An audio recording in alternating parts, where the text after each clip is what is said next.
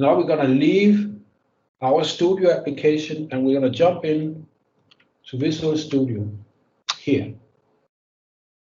So now we have the target engine lives here in a project in Visual Studio, and the source engine lives in these two.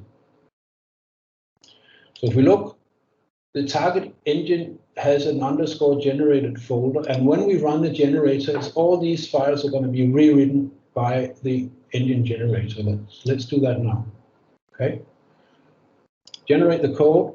We point to the same file, right? So this is the link, right? And as I said, you only have to type this once, and then it will be remembered. You get a little sanity check. You see it's only 40 seconds, so we know we're pointing at the right file that we generated just before. Now I'm going to run the target engine generator. Here we go. That's it. So it's taken all the mapping from the studio and it has rewritten all the files over here. And here, just in the item, you can see you get a class for each root entity. You get a class that knows how to migrate the account. You get one that knows how to migrate cards and one that knows how to migrate customers.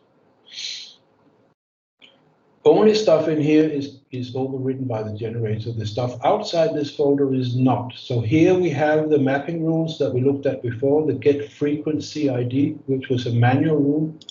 It's down here. So this is where you add the code that will supplement the code that is generated. So the generated code knows to call the rule get frequency ID. And when it calls this rule, it is this implementation that's going to be executed, right? So this is where you implement it.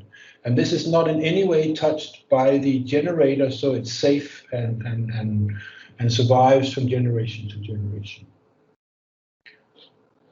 Once you're satisfied that you have generated and you have touched up or added or modified any manual rules, the time is now to deploy this engine into the director runtime environment. And that's what we're going to do here.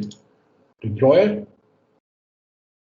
So now it will compile it, and it's also going to copy it out in a folder where the director runtime can find it. It can be a folder on another server somewhere in your network. So that's it. That's done now.